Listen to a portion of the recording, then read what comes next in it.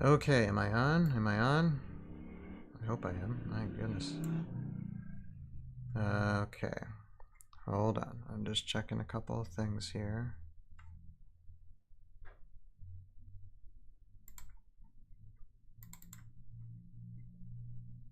Just checking a couple of things here. All right, I believe I'm on. Okay. Well, that was a pretty awful start. Had some technical difficulties, unfortunately. My I basically had technical difficulties. I had to reconnect my stream key to restream because for some reason it decided in the middle of a live stream to disconnect, and I had to reset everything. So I apologize for that, and I'm gonna try this again. I'll explain this a little quicker so we can read through the script, and hopefully that doesn't happen. If that happens again, then well, I'm sorry. I don't know. It's the first time it's ever happened to me via Restream and OBS, so hopefully it won't happen again. But hello, I am Ryan, aka Tales of Valhalla, and we're going to be reading through this script. And I did a nice explanation too, like start of the other live stream, and now it's all a train wreck now. But I guess put it simply, we're going to have a ToV podcast this Sunday, hopefully with not that type of interruption. And we will record live, or we will just record and then post it later if we have that type of my goodness, that was just crazy.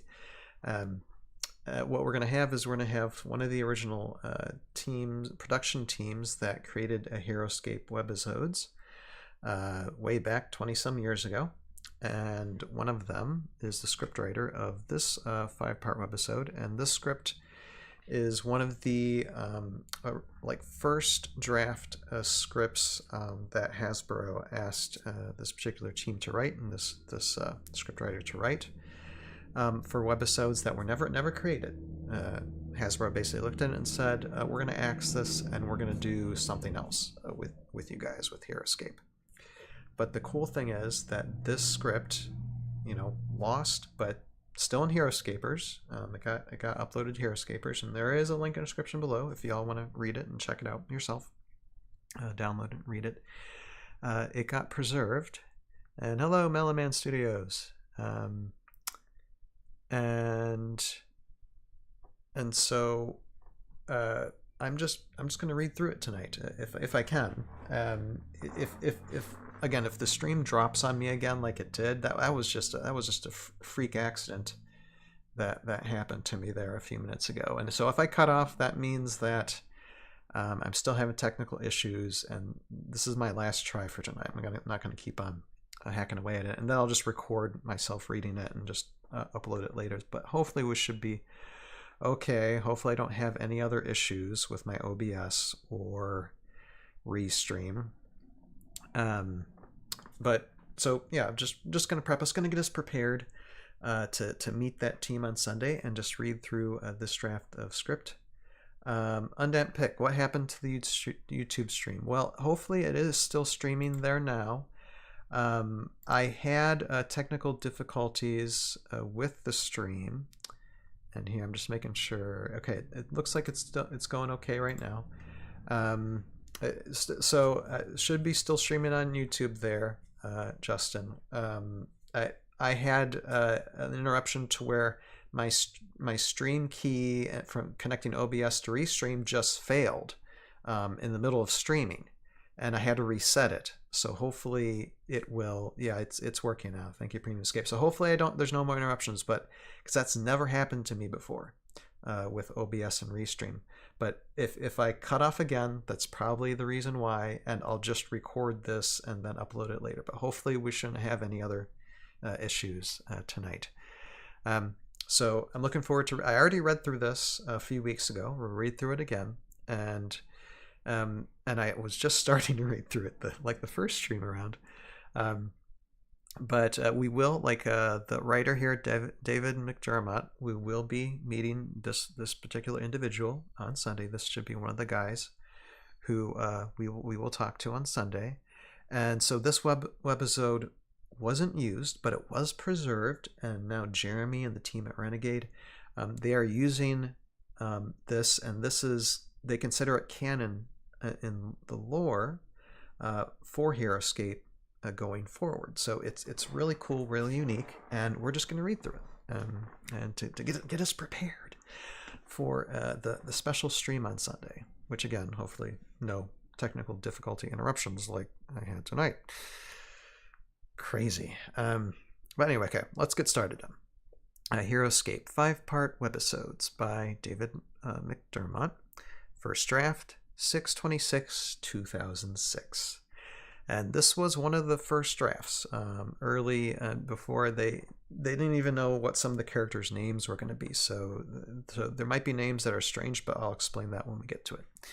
Segment 1, Overture. Fade in. Extended ruins, dusk, establishing, that describes the camera shot. We see 3 despicable-looking cowboys, caps around a small cooking fire in the shelter of a ruined building. Another figure wearing a long cloak or trail duster tends to the horses. And then on cowboys means where the shot's going. What's left of some small animal roasts on a spit as they chew on pieces of greasy-looking meat. We join them as one relates the punchline of a joke. Cowboy 1. So he looks at her all innocent like and says, "But I just came for a bath." He did all that, old rascal, says all 3 cowboys. Or cowboys, as we're going to see in a second. Close on Cowboy 2, his smile falls abruptly as he looks toward the surrounding forest. Cowboy 2, wait, you hear something? Wider on the scene, the cowboys stand, peering into the growing darkness, their hands hovering over their pistols. Suddenly there is a whistling sound, and a small pouch flies in from the forest. On the pouch, as it flies in and lands in the fire on the cowboys. So this is just showing where the shot is supposed to be. Staring at the pouch, their faces register puzzlement for a split second before the pouch explodes with a blinding flash. So one thing about scripts, you got to keep them descriptive, so you know what direction you're going to go when it comes to whatever animation you're going to do. Cowboy startled, blinded, reaction. Wider on scene, the cowboys stumble back a few steps and begin firing blind into the surrounding forest. A new angle, a ninja, Harako. Okay, so we're going to stop here a second, but we can't really tell yet. So the ninja, and it says Harako, but it's actually Shiori. Like I said, they didn't know the names of what some of the names of the characters are going to be. Haruko was going to be Haruko, but they changed the name to Shiori. So I can say Harako, but I also will say Shiori, just so we know who we're talking about here. A ninja Shiori, but we can't really tell yet. So someone in the shadows vaults into the scene, swinging a Joe staff, or a bow staff, probably. So probably a typo. So a ninja wielding some type of staff, which is not what Shiori is about. She whacks Cowboy 1's gun hand, causing him to drop his pistol, then does a leg sweep and knock him off his feet. She swings the staff again to administer a knockout blow to his head. Cowboy 1, pained impact reaction. I believe that's a reaction. Favor Cowboy 3, so basically keep the camera on Cowboy 3. Blinking as he waves his pistol.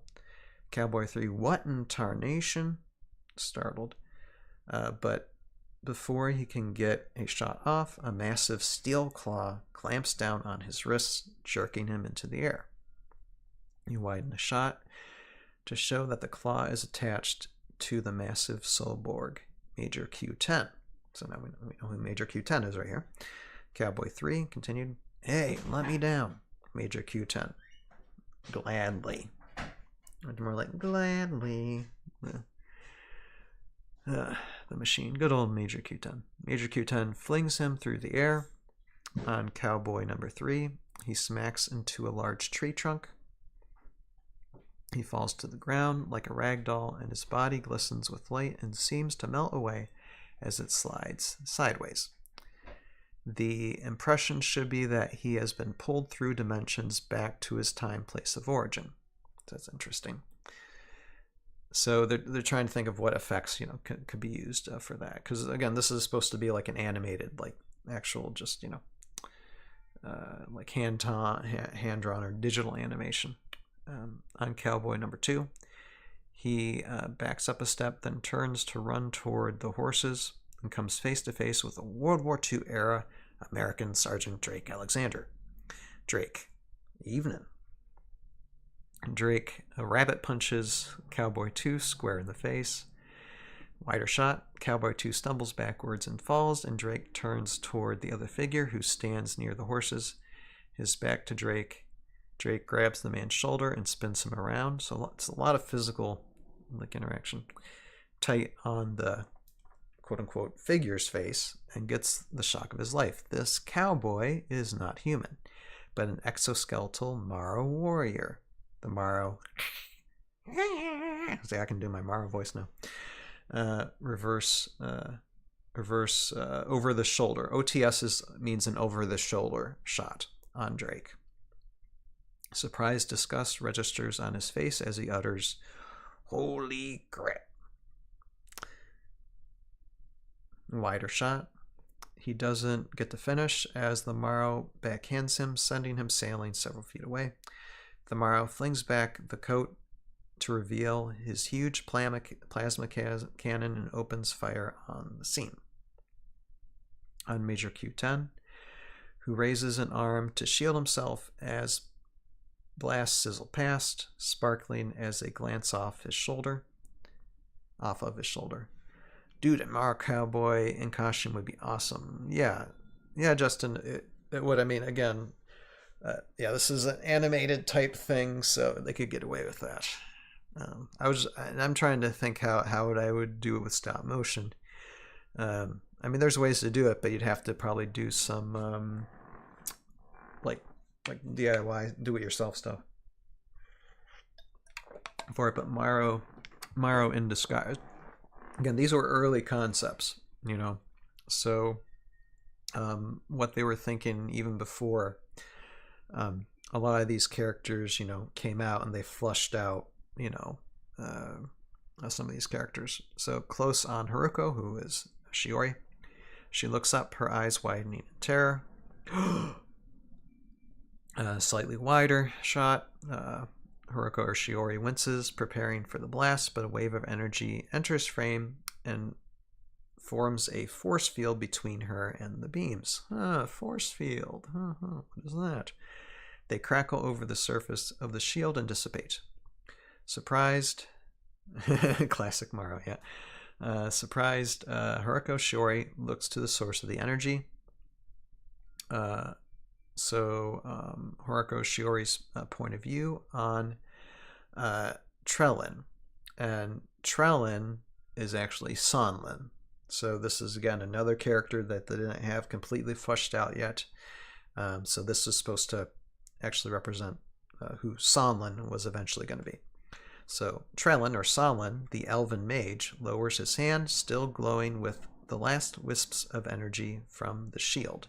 So again, and this isn't what Sonlin's ability is. So there's a lot in the script now that we know who the characters are. Probably would have to change if this would ever be done. But this is what they were at. So Trellin, Sonlin, deadpan, basically just flat saying, "You're welcome." Wider shot. In the foreground, after you use foreground, Haruko or Shiori collects herself and darts. What's OS mean? I don't think it's over the shoulder. OTS is over the shoulder. Oh my goodness. See, here's the filmmaker, and I don't remember what the OS is, but darts on the side. Now it's going to kill me not knowing that I don't know one filmmaking term. As Trellin or Sonlin fires his bow into the background. Okay, I know that's that's the background. On the morrow, Trellin or Sonlin's arrows. So see, there you go. Sonlin does not have arrows. He has a dragon. Merely glance off the morrow's exoskeleton as it lowers its weapon. The morrow is oddly motionless for a moment, then begins a sort of stretch and pull itself apart. It's cloning itself. At least they had that part right. Morrow clone. On Drake, he picks himself up, wincing, shakes his head to clear it. Then he sees what the morrow is up to. We're just on 5 pages, guys, of 34 page to read. Drake, pain grunt. Oh, come on. On the morrow completes the cloning process, separating into 2 identical warriors. They raise their blasters. Morrow, rasping war cry. On Drake, he springs to his feet and reaches over his shoulder, drawing forth the shimmering blade of his katana. Favor the morrow's blaster, so basically you're kind of focusing on the morrow's blaster in the shot. We see Drake approaching quickly in the background. In one smooth move, he finishes drawing the katana and severs the morrow's arm cleanly just behind the butt of the blaster. On the blaster and severed hand. That would be a horrific sight. Sickly, yellowish ichor oozes from the wound. Another wider angle, the morrow raises his stump and roars in pain and rage. I'm just going to do my own version of morrow. Morrow enraged roar continued as he swings at Drake's head. He swings at Drake's head, but Drake ducks spin so fast that he blurs slightly and drops to one knee, facing away from the morrow, the katana driven neatly through the morrow warrior's midsection, and then gives off another agonized, dramatic scream. The morrow's scream fades and echoes as its body glistens and slides sideways like the cowboys did earlier. Midnight. It is really detailed. Well, as a scriptwriter, and I still have to really get this with my own scripts, because a lot of my scripts is just basically dialogue, but internally I kind of know what I'm going to do with my scene, and since I'm kind of like a one-man band when it comes to animated things, I don't need to describe too much, but when you talk about professional script writing, you need to give as much detail as possible to what you envision the scene to be, because you're not going to be the one to do the production. You're just envisioning and writing in detail what the production is going to be, and so it's giving instructions to people who will do the production. Although I'm sure y'all probably know that, but I'm just saying. Tighter on Drake as he looks up. Drake's point of view on the morrow. Drake is staring right down the barrel of the other morrow warrior's blaster. Wider on Drake. His actions almost a blur. Drake darts to the side and rolls as blaster fire kicks up the dirt inches behind him. Midnight, I do such a great job with the script writing, or just the reading, or all of the above. Well, I do appreciate it on everything. Thank you, Midnight. Let's see here. Wider and Drake, his actions almost a blur. Drake darts to the side and rolls as blaster fire kicks up the dirt inches behind him. And I encourage everybody to download this script and read it. There is a link in the description below. It's on Heroscapers, and I have a link directly to it if you want to download it yourself. If you're watching on YouTube. Let's see here. Low angle on the morrow warrior. It turns at the waist, lying down an arc of fire until the tip of a spear erupts from its chest, hoisting it into the air. Behind it, we see Raylan. The script writing. Oh, I appreciate it, Midnight. Yeah, well, I do as close as I can for being someone who is not in the industry. Yeah, I mean, I get it. I do enough to where I can get the point across, when it comes to doing my own stuff. Though we can't make out her wings yet, holding the end of the spear. Raylan, disgusting creature. On the morrow, impaled on the spear, it writhes like an insect, then glistens and fades. Wider on Raylan, Drake rises into frame, dusting himself off. You can say that again, Drake. Raylan, I was talking about you. Your foolhardy grandstanding nearly cost you your life. On cowboy number 2, unnoticed, he awakens and begins edging towards the horses. Drake over the shoulder shot, or I think it's over the shoulder. Again, I think I don't remember what OS is. It's probably over his shoulder, or it probably means something different. I don't know. I'll ask them on Sunday. Primo Escape's asking me, am I doing a film on this script?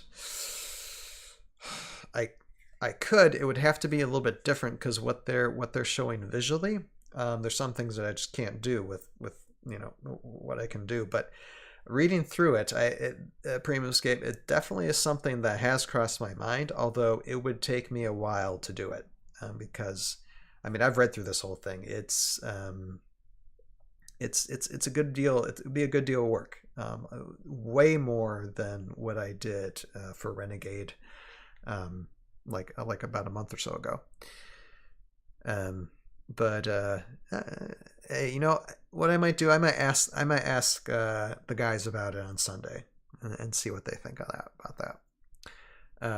Okay, grandstanding. Listen, lady, I don't know how they do things where you come from, but hey, Wider. Cowboy 2 vaults onto his horse and takes off like a shot. Drake takes a step, but he's long gone. I would definitely have to rewrite it a little bit, because there's just some things described here I just want to be able to do, but I would get it closed. Drake continued, we got to stop him. If he warns Taylord. On Raylan, as she speaks, she snaps her wings full spread. Should be a surprising moment. We thought she was human. Raylan, I'll stop him. Cut to extended forest, path around lake, continuous. So it's like a continuous look. So you just look on and on and on, and whatever animation they decide to draw. In a wide shot over the waters of a large lake, we see the cowboy riding hard around the shore of the lake. Suddenly, from behind, I think it's over the shoulder, or no, I should know that. I should know that acronym. And okay, from OS behind the camera. I'm pretty sure it's over shoulder, but I could be wrong about that. Raylan swoops low over the waters. Or is it a close up, wide shot, medium shot? No, it probably is over the shoulder. On cowboy number 2, he glances back over his shoulder nervously. On Raylan, she swoops up for altitude, then begins a raptor-like power dive. From Raylan's point of view, rocketing down towards the fleeing cowboy on horseback at a phenomenal speed. He raises his arms in vain attempt to shield himself, and at the last moment, we cut to... it just cuts off there. I don't know. It just says, then it says cut to extended runes continuous. In the foreground, Drake, Major Q10, and Sonlin, actually would take place Sonlin and Shiori here. Watch as in the distance we see the telltale glow and fade of the cowboy being dispatched. So basically they cut to a wide shot, so you don't actually see the hit, you see it like from far away. Major Q10, I believe she stopped him. Drake, yep. And then we fade out. End segment 1. So that's the first segment. Then we get into the next one. Segment 2, Drake. Fade in. Extended runes, dusk. We see Stanlin, Shiori, Major Q10 seated in the small clearing by the ruin. Drake stands nearby, staring off in the distance, while Raylan also stands regarding Drake. over the shoulder. I know that's an over the shoulder shot. Or maybe OS means on the shoulder or over shoulder. I don't know. On distant tower, a large, well-fortified tower stands just across the lake with about 100 mixed troops camped out at its base. Rack focus to Drake in the foreground as he assesses the enemy and turns. Drake, we rest here for a few minutes, then go after Taylord. On the others, favor Raylan. As Drake enters frame, Raylan, we should wait for Einar's army. Attacking by ourselves would be madness. It's amazing how like they were already like thinking of things even for, because this is one of the first scripts like ever written when it came to like figuring out storyline and stuff for Heroscape. Even like I said, they didn't have everything together. Garanex is asking, only one of the cowboys was disguised as Morrow? No, all of the cowboys were Morrow. They just took out all of the quote unquote Morrow cowboys, and then there was one left that tried to escape, and Raylan got him. So yeah, that was that segment. Okay, favor Drake, which is why Taylord won't see it coming, and you, pointing to Haruko or Shiori, be more careful. I saw how Trellin, or someone, saved your bacon a minute ago. On Haruko, or Shiori, she pulls off her ninja headgear. We see her age and gender for the first time. Haruko or Shiori, hotly. Same way Raylan saved yours, Drake. Widened to include all, so this is a wide shot, or a wider shot. Drake exits, walking off into the forest. Drake, that's not the point. After a beat, Raylan storms off in the opposite direction. It kind of feels like we've seen, if you've seen any of my stuff through Tales of Valhalla, we've kind of seen this a little bit before. Like maybe I've like included bits and pieces in Tales of Valhalla of certain lore scripts from Heroscape in the past. I just have that feeling, you know, I've taken some inspiration from it, if you know what I mean.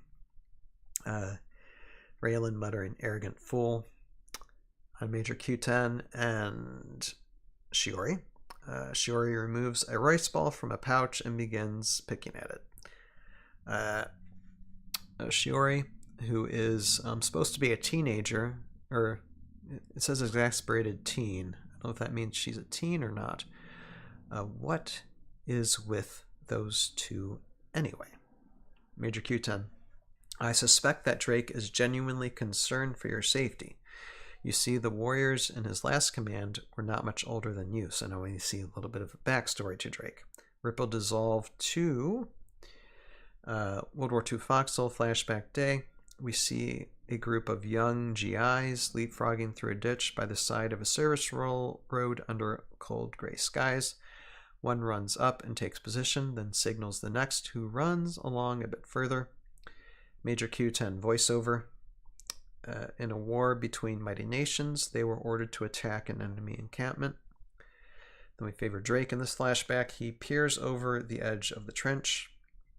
Drake's point of view, he sees a small checkpoint manned by a couple of German soldiers, chatting casually, completely unaware of his presence. Major Q10 voiceover continued. It was only a small checkpoint, not heavily guarded, and they expected little resistance. Previous angle, Drake nods, then gives a hand signal. On the edge of the road, the GIs scramble over the edge of the ditch, guns ablazing, young GIs, attack cries.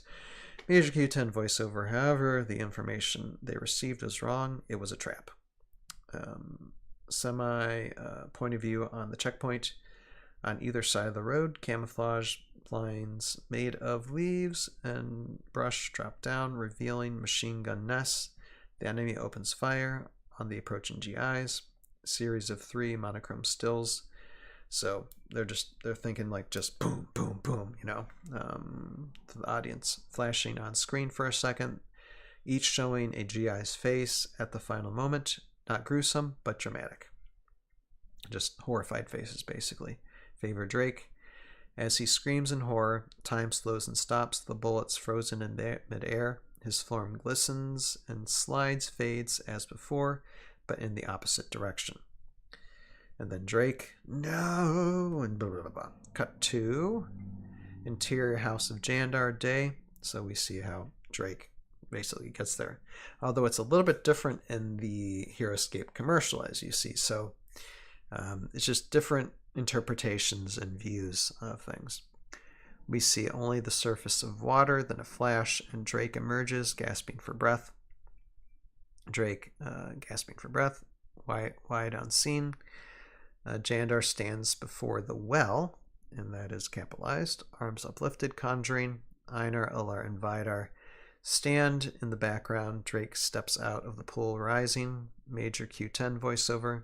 Like all of us, Drake was pulled out of time at the moment of, or before his death, brought here to fight against the evil Utgar.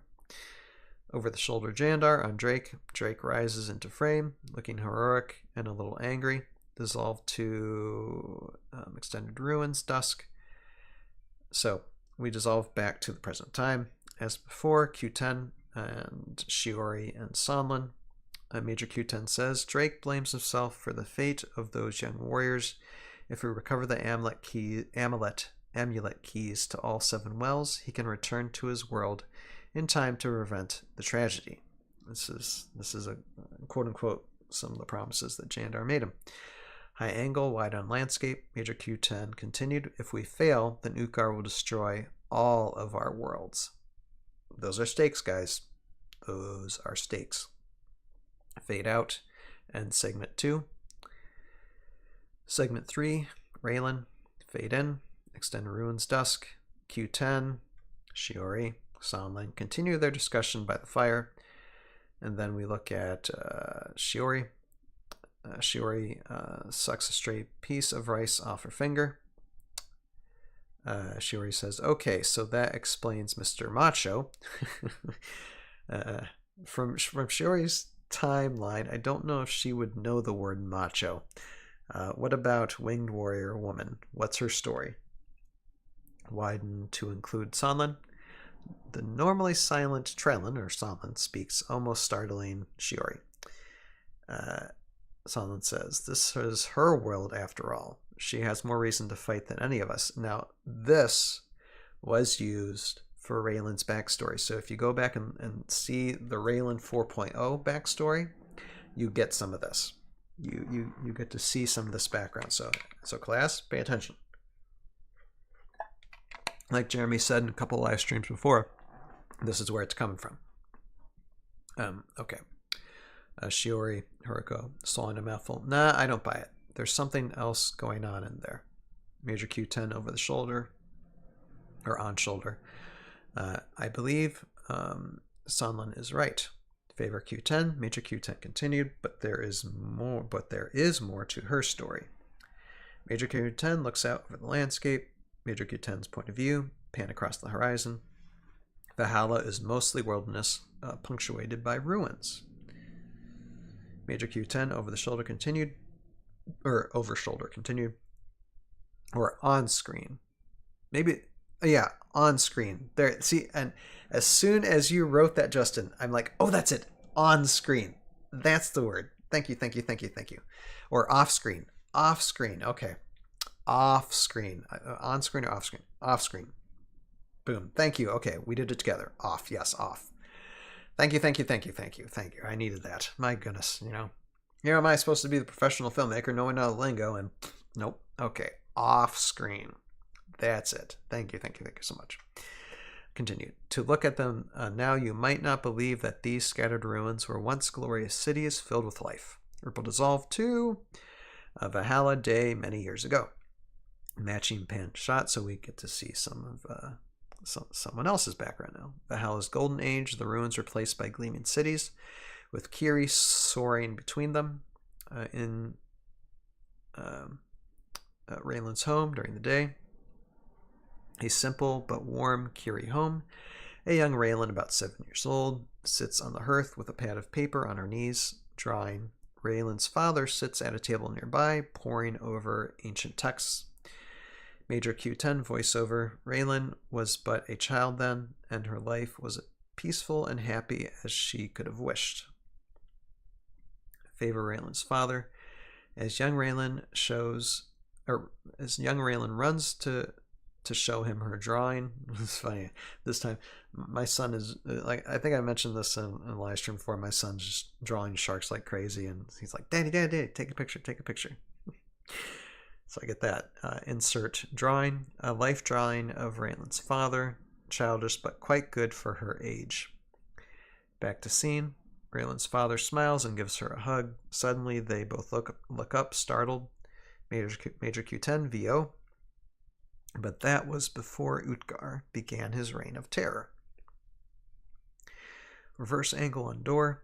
The door is bashed inward to reveal Taylord, accompanied by a throng of orcs. He grins cruelly. So, intro, Taylord.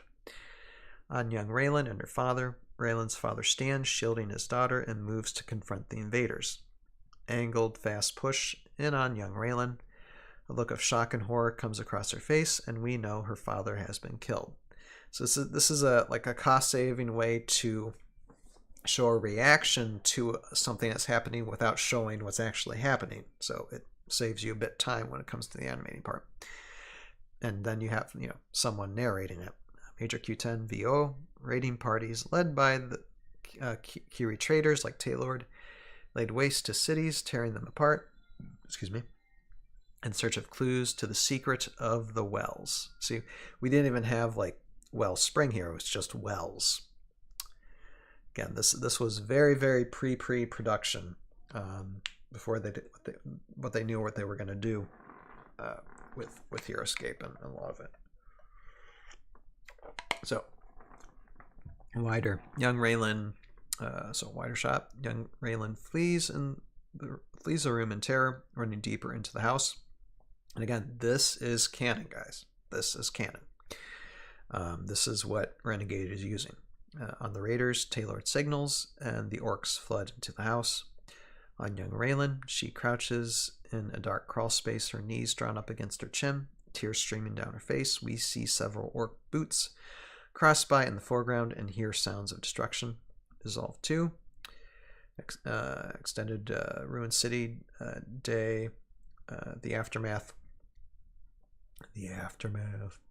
Jandar stands, looking almost helpless in the smoking wreckage of Raylan's home city, while his sentinels search for survivors among the ruins. Close on Jandar, searchers visible over the shoulder. Jandar's face is a mixture of disbelief and profound sorrow. Behind him, one of the search party calls out, and Jandar turns. Over here, the sentinel says. On the sentinel, he carries young Raylan, unconscious but alive. Major Q10, voiceover.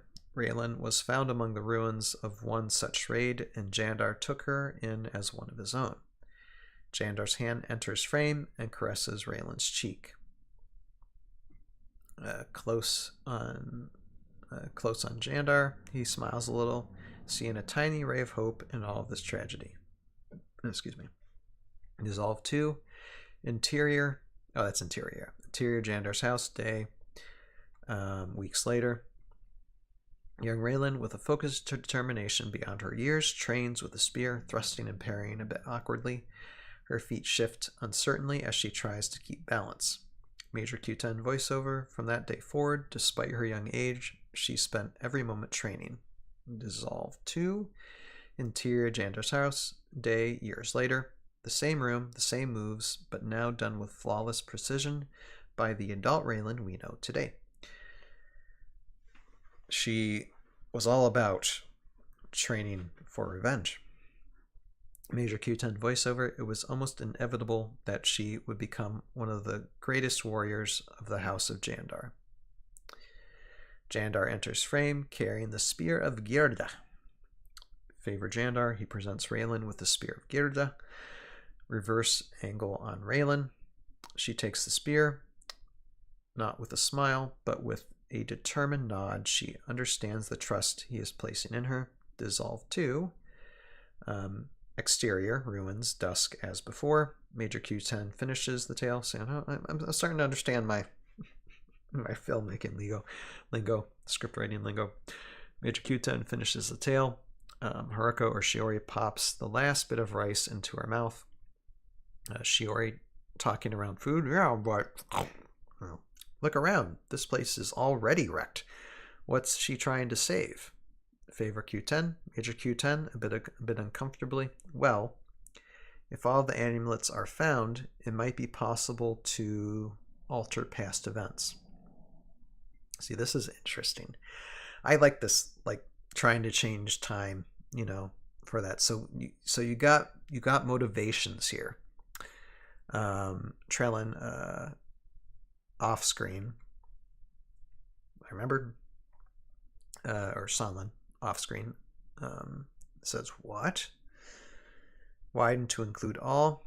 Shiori, what's the big deal? She just wants to fix things in the past, same as all of us. Sanlin, among my people, temporal magic is forbidden for a reason. Sanlin continues, we were all chosen at the moment of our deaths, but Raylan is very much alive. Push in on Sanlin. Sanlin continued, dark foreboding. If she tries to alter her own past, she could create more destruction than Ukar could even dream of. Okay, guys, this is something. Now, this is something we don't know that if Renegade's going to use this or not. We could have like a moment where it's like someone tries to change a timeline and end up really messing things up. So look for that. Look for that. Just we need to bear all this in mind. And segment 3. Segment 4, Major Q10. Fade in.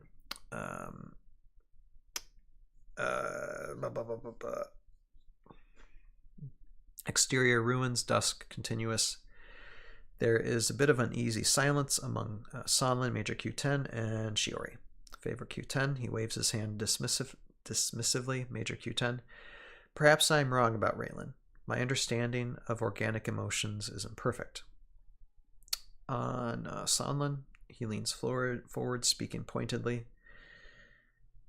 Really? You seem to know a great deal about all of us. Maybe too much. Excuse me. On Q10, he pauses for a beat, but when he does speak, his words carry the weight of a threat. Major Q10. Rest easy, Sanlin. Whatever secrets darken your soul, you hide them well. See, Sanlin? I like the character building, even if it's subtle, it's still nice. Wide on all 3, the air is thick with tension, which Shiori tries to break. Shiori, well, I've got no secrets. I'm just your average country girl. I think they changed Shiori's character a little bit.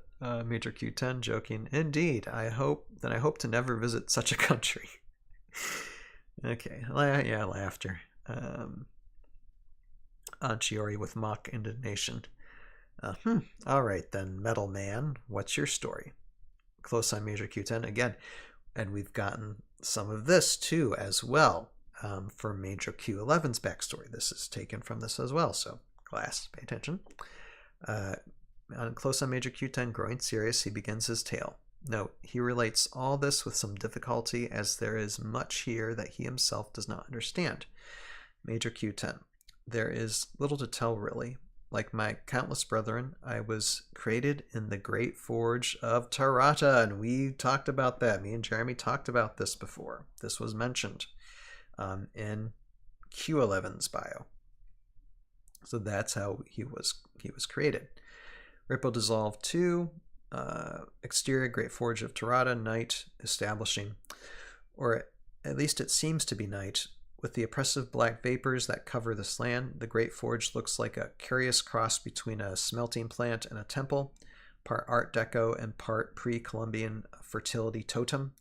Its surface appears black, but only in contrast with the glow of molten metal that shines through numerous vents, seams, and openings. Massive conveyors and ore carts carry raw materials and the remains of scrap soulborgs into the glowing furnace. Embossed prominently across it is the acronym ZETTI, ZETI. Although exactly what this stands for will remain a mystery for now. It's interesting. Closer on forged doors, at the base of this techno temple, is a fiery gateway too bright to see any detail, from which emerges a steady stream of newly minted Soulborgs, mostly Zetian guards. Rolling along a conveyor system, they seem lifeless at first, but then electricity arcs over their bodies, and their various sensors indicators light up. We see Major Q10 emerge and come to life in this fashion. We track Q10 as he rolls past camera. Major Q10 voiceover.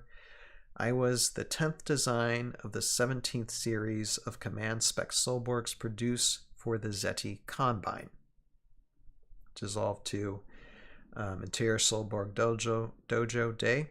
Although the design sense should be in keeping with the existing Alpha Prime characters, the feel we should get here is very much that of a martial arts dojo, with Sergeant D46, which again is mentioned in the Q11 lore, as master and Major Q10 as student. Major Q10 voiceover. I received my combat programming from Sergeant D46, a legendary warrior. Major Q10 throws a punch at Sergeant D46, but D46 ducks to the side and grabs Q10 across the chest.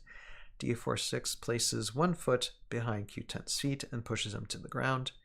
Angle on Q10 as he starts to get up. D46's right arm blaster enters frame, aim point blank at Q10, and begins glowing as we hear it charge with power. Q10's point of view on D46, the blaster powers down and articulates into an extended hand. Make sure my stream's still going. Okay. Wider unseen, Q10 takes D46's offered hand. D46 helps him to his feet, dissolve to exterior battlefield dark, a generic battlefield, lasers and plasma bolts filling the air. If troops are seen, they would be predominantly Zetian guards and Omnicron snipers. Note, what is important here is the suggestion of battle. We should not devote too many resources to the shot, because again, when it comes to even animated productions, you have a budget, so you got to do your storytelling well within a certain budget. Major Q10 VO led my division to many victories, and I led my division to many victories and added to the glory and power of the Zeti Combine. Major Q10 enters frame in the foreground, large and heroic, as he fires off screen. Dissolve 2. Exterior Zeti Arena, daytime. Close on Major Q10. Overhead doors slide open to reveal Major Q10 standing on an elevator platform. And one thing, guys, I don't know how about you when you're reading this, like when I'm reading this to you, but I can visually see what these shots would look like in my mind. I don't know if y'all probably hopefully can gather that as well, but I mean I can see what these shots could possibly look like in this. So it's very, very well accurately described within the script. A high-tech restraining device is engulfing both his hands. After a beat, the platform begins to rise. Major Q10 VO, but inevitably I was defeated, and as with all imperfect systems, I was marked for destruction in the Great Arena. So it's like they have one loss in the battlefield and then they just get destroyed. So that my faulty programming could not be transferred to later models. So very high standard, the Zeti Combine. Wide on the arena. The arena shares design elements with the Great Forge seen earlier, like a Colosseum-like format. There is an audience of Soulborgs cheering for destruction, and at one end is a massive, expressionless metal face, unmistakably human, classical Greek, Roman sculptural style, or perhaps like a Japanese no-drama mask, with eyes that glow a pale blue. Below it is embossed the acronym Zeti. This is interesting. On either side of the face is a large screen, one showing an image of each combatant, and just above each screen is a balcony with a row of 16 Zetian guards at attention, although their guns are more reminiscent of sharpshooters' rifles. The two Soulborgs rise into the arena on elevated platforms, Major Q10 and Sergeant D46, although they are too small to make each other out at this point. On Q10, as he reaches the level of the arena floor, he looks across to see who his opponent is. He recoils slightly, shocked at who he sees. On Sergeant D46, Sergeant D46's elevator brings him flush with the floor, so he's got to face his master, his friend. He appears battle damaged and wears a similar restraining device. Major Q10 voiceover continued. By chance, or perhaps by design, my opponent was my programmer, Sergeant D46. This should not have affected me, but for some reason it did. On the metal face, the eyes of the face flash green for a moment, and an unearthly tone rings out, almost like a synthesized, I can't say the word, tubular bell or Tibetan singing bowl. A split screen. The restraints fall from both combatants' hands, so you see a split screen of stuff, so you see both sides. On Q10, in a blur pan, we follow Q10 as he leaps across the arena. They have no choice to fight each other. Closing the distance to his opponent, Major Q10 voiceover continued. As I was programmed, I attacked immediately and without hesitation, taking advantage of my greater agility. Angle on the two combatants. Q10's initial attack is blocked by D46. Another angle. Sergeant D46 throws a punch at Major Q10, but Q10 ducks to the side, throwing D46 to the ground with the same move we saw D46 teach him earlier. Angle on D46. As he starts to get up, Q10's blaster enters frame, aimed at point blank at D46. And glowing with power, D46 raises his arm to shield himself. In an instant, the battle is over, says Major Q10 voiceover continued. D46 point of view on Q10. The blaster hums, but Q10 does not fire. Major Q10 voiceover continued, but I could not fire. To this day, I'm not sure why. Reverse angle, Q10's point of view on D46. D46 lowers his arm a bit and inclines his head to look directly at Q10. Major Q10 voiceover, all I know is that in that moment something happened to me, something that made me different from all the others of my kind. Vidar says I felt compassion. Let's see, make sure, is my stream still going? I think so. I just had a few people drop off, so I'm just making sure. I'm probably very boring. Yeah, just making sure my stream is still going. A previous angle on Q10, the blaster powers down and transforms, articulates into an extended hand, or he throws the blaster aside and offers his hand, depending on the final character design. But among my kind, compassion is a malfunction. Yep. So over the shoulder Q10 on D46, suddenly a hail of blaster fire riddles D46 and Q10 recoils slightly. He looks up. Angle on the face. The sharpshooter's guns are still pointing at D46 and his image has a big X. Okay, I'm still here. Thank you, Premiumscape. Has a big X through it on the monitor. The eyes of the face glow red for a moment and a similar X appears on Q10's image. The sharpshooters shift their aim to Q10. So they took out D46, now taking out Q10. On Q10, as he braces himself for destruction, his form suddenly glows and slides as Drake's did in segment 2. Cut to interior House of Vidar Day. The setting is similar to the temple-like wellspring. Okay, the wellspring's here. They just abbreviated the wells. Okay. In the House of Jandar, Vidar stands before the well, arms upraised. Other Valkyrie in the background. In the foreground, Major Q10 breaks surface of the water. Major Q10 voiceover. But Vidar's well found me and brought me to Valhalla to join in the battle against Utgar. Reverse angle in Q10 dissolved 2. Exterior ruins night. Major Q10 finishes relating his story to Shiori and Somlin. Major Q10, unlike Drake, I do not fight to return to my homeworld. Close up on Q10. Major Q10 continued, but I hope that by studying the emotions of others, I can come to understand what has happened to make me different. Raylan off screen. Curse his arrogant hide.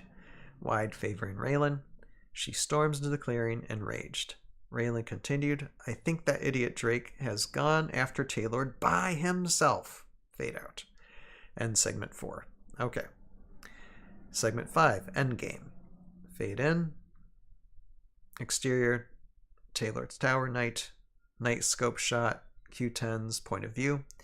Data streams across the image like a heads-up display, like a HUD display, as Q10 pans the enemy encampment, orcs mostly, and a few Morrow and humans. Define Drake moving stealthily at the base of the tower. Major Q10, off-screen. Yes, the sergeant seems to have started the mission without us, and I could just see Major Q10 just having just the slightest hit of sarcasm in his voice. It's like a clueless sarcasm to where he doesn't know how to gauge the emotion. Just to up the comedy a little bit. The shot reverse zooms rapidly back to a wide landscape shot. Favor Q10. The glow of his visor switches from night scope green color to its characteristic red. Major Q10 continued. I would say his chances of success are quite low. Actually, I can see him just being very serious in this. It just... the moment. Wide on group. Traylon, Solon, Haruko, Shiori, Major Q10, and Raylan stand behind a small outcropping of rock a short distance from the tower. Raylan. As much as I'd like to see the fool get himself captured, I think we should increase his odds. Favor Q10 and Raylan. Major Q10. Perhaps a small diversion. Raylan. I prefer a large one. I love that answer. Raylan is no pushover. She likes the grandstand. Major Q10, it would be my pleasure. Cut to exterior enemy encampment. Moments later, we see an assortment of rough-hewn tents where several orcs and cowboys are playing cards, drinking, etc. Soon become aware of whistling noise and look off screen. They react with alarm. Another angle, the orcs dive for cover. A missile streaks in and explodes. Where have we seen that before? I think we already have an example of that in the Tales of Valhalla animations that I have done. Obviously different type of scene, but still the same thing. You're welcome. Creating a mini fireball. Favor Traylon or Solon standing a short distance away, bow in hand. He takes aim with 4 or 5 flaming arrows at once and fires them on a high arc. In the background, Major Q10 launches a few more missiles. On the encampment, the arrows strike the tents, setting them aflame while more fireballs erupt. In the background, confusion reigns as orcs, humans, and Morrow scatter. Cut to exterior, Taylor's Tower, continuous.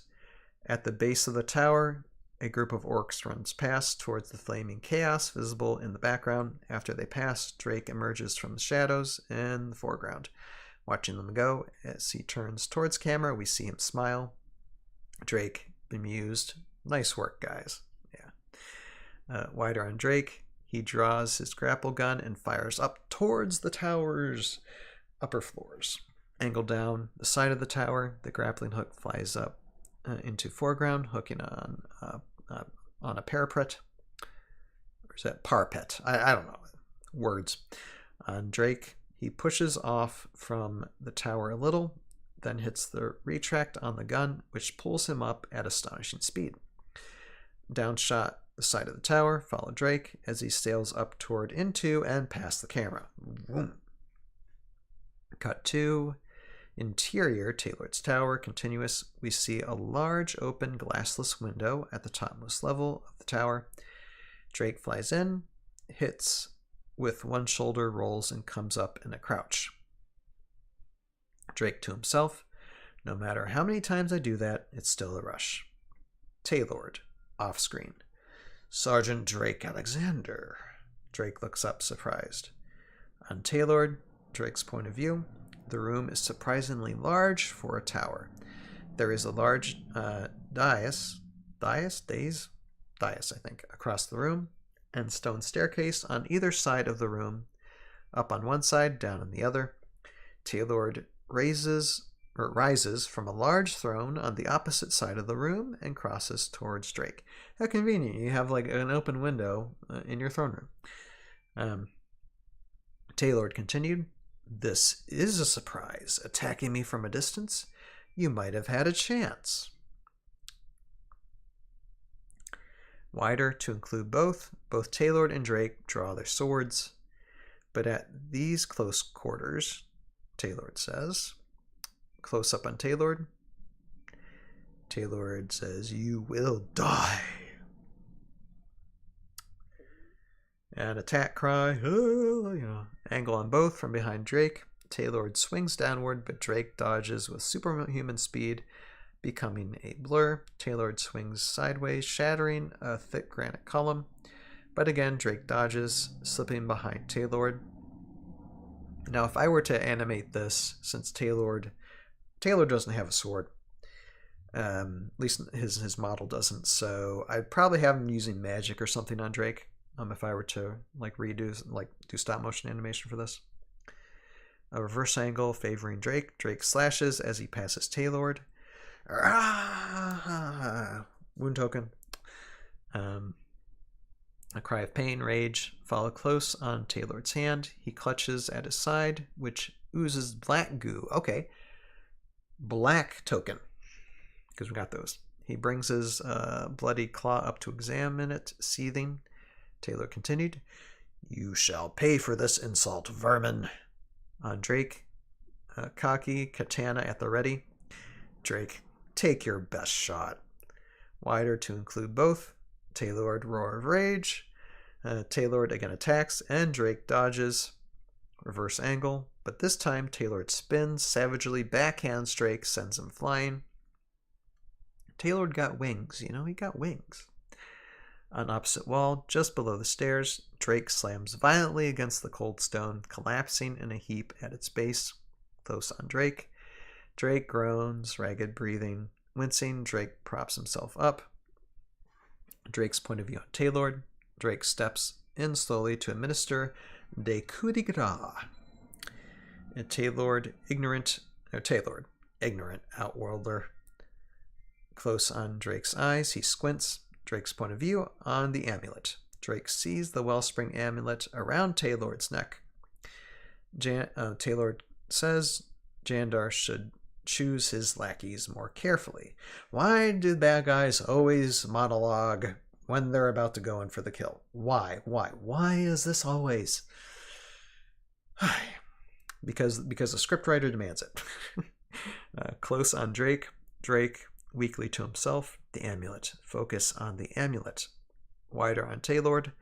Taylor raises his sword high to deliver the killing blow. Again, just do a quick stab. You don't need to go like, ah. Anyway, Taylor, now you shall pay the price for his poor judgment. Okay, he's talking about Jandar there. Again, you're monologuing still. Raylan off screen. Not today, Taylor. On Raylan, standing by the window, but near enough for the spear to work, she drives the tip of the spear of Gerda against the stone floor.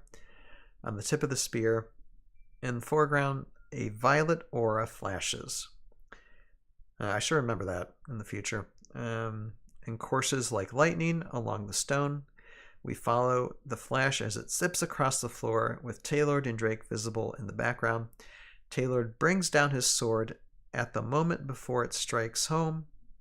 But at the moment before it strikes home, Drake is enveloped in the violet aura. There is a blinding flash as the sword strikes the aura full force. On Taylor, who staggers back from the force of the blast, then turns enraged. As he turns, we see Raylan in the background. It becomes an over-the-shoulder shot. Taylor, angrily, "You forget, youngling. The spear of Gerda protects your friends." Reverse angle on Taylor. See, Taylor, he knows the game Heroscape. He knows the game Heroscape very well.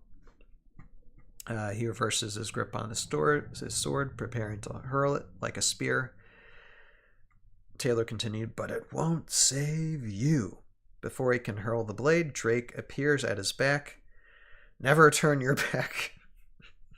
Taylor, you're doing all the classic villain blunders here.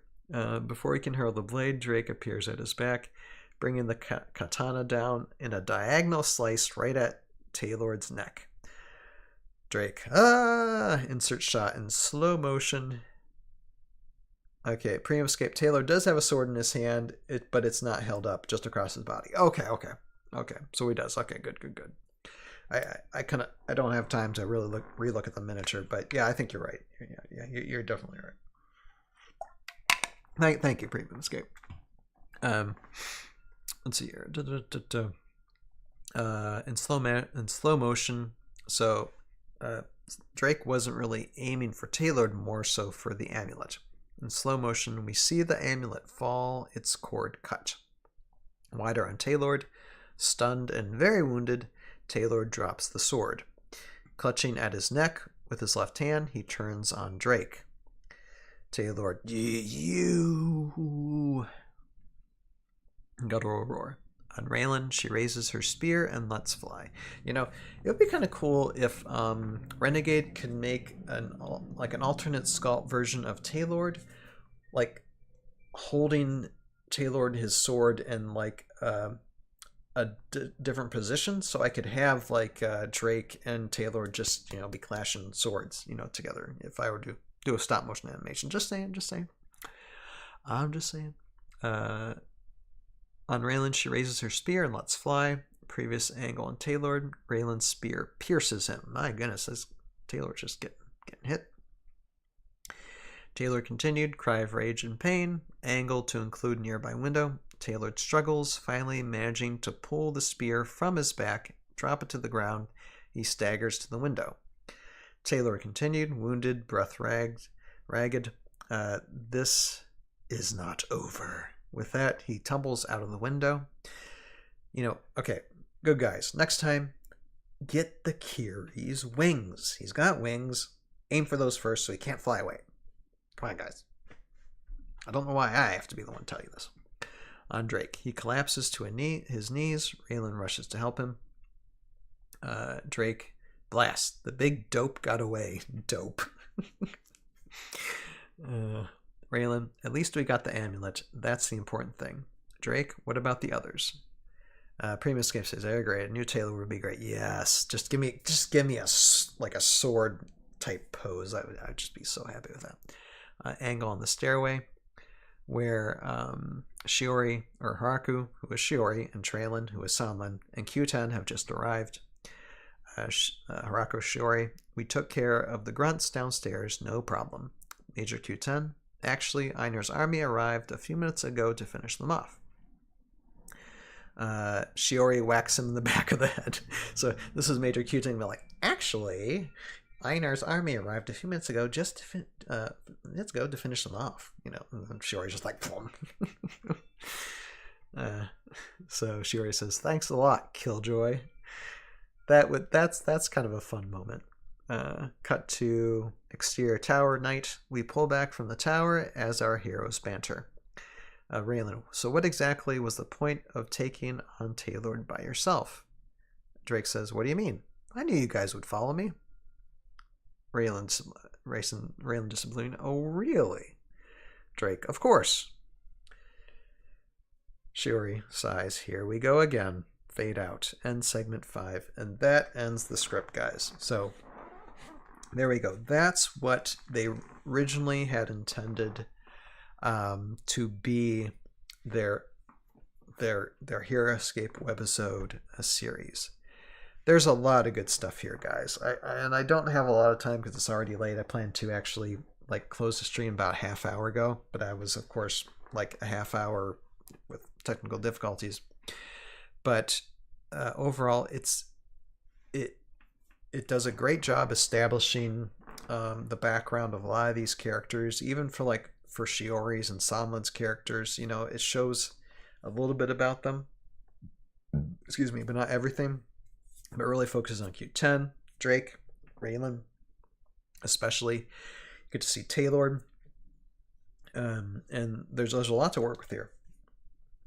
And so I think it's a great start. I think there's some things in here that just wouldn't work now for Heroscape canon, but most of it works, and it is considered, I think, for the most part now, canon within Heroscape. And I'm glad this is just something that got preserved, and that to this day we are still using it. So that's amazing.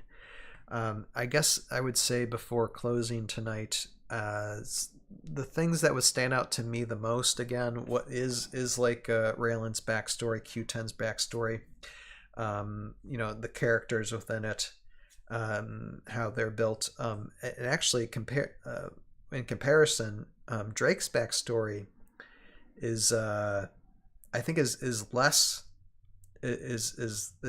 establishing than his Q10's and Raylan's. Drake's is pretty rushed through, but I don't think we really need to hold on to Drake for very long. Drake Alexander is like your Superman.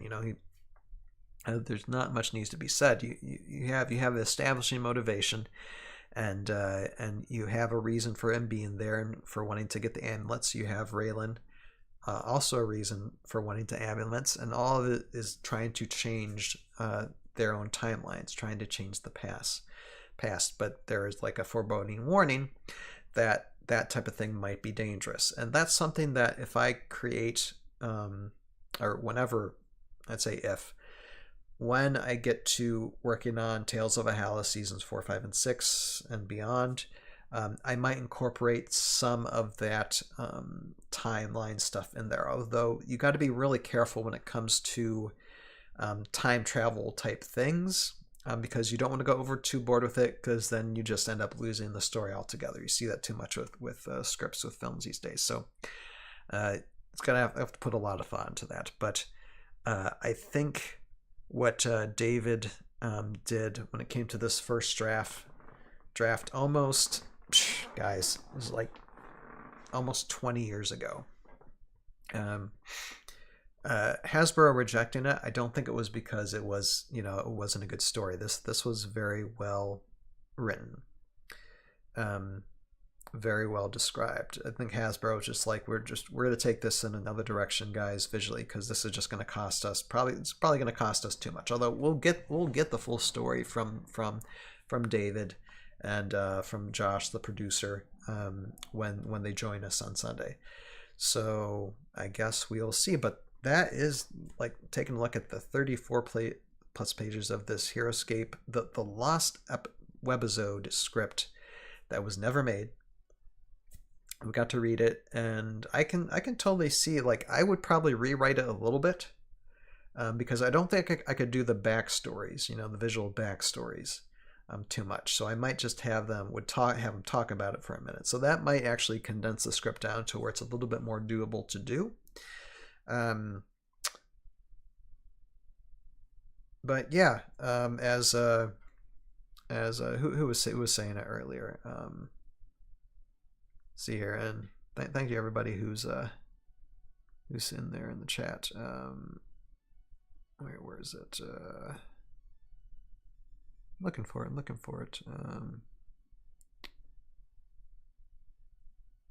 Oh yeah, Premiumscape asked.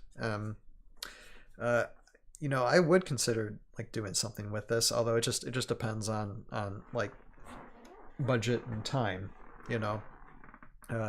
Maybe I would do like a Kickstarter or something for this, being like, say, hey, Heroscape community wants to see something visually. I could probably do it, but if I were to do it just on a me budget, it would take a bit of time to do, which is fine. I mean, that's what I did with Tales of Valhalla season 1, 2, and 3. It would just take some time to get out, but definitely something that maybe I should think about, because it's a well-written script. So, but I guess we'll find out more this Sunday when we bring the team on. It's gonna be a great time, and hopefully we can see all of you there this Sunday. It's gonna probably start around 9:30, and we'll see what happens and what recollections we can see that this particular crew had when it comes to creating and designing Heroscape. It's going to be a great time. It's going to be a lot of fun interviewing these guys. So with that, I do thank all of you for watching. Malaman Studios, Undead Pick, Premium Scaped. Who else was on here? Midnight. Garanex, hi Paul. Yeah, and anybody else who was just lurking around, wanting to listen. Again, if you want to download this and read this for yourself, link is in the description below to view this. It can be viewed by everybody. I thank everybody for watching. Like, share, subscribe. Do your best to support the channel as much as possible. And Jeremy as well. There's a link in the description below if you want to purchase some more Heroscape from Renegade. There's a link below that will be an affiliate for Jeremy, because I have no affiliate. That's not how I want to earn money. I have my filmmaking endeavors to make me broke. But if you wanted to give Jeremy some help and purchase some Heroscape, there's a link in the description below for that, for his affiliate link, or any other of the Heroscape or content creators out there. I'm sure they would appreciate it. So with that, we'll see all of you this Sunday for, I'm sure it'll be a wonderful podcast.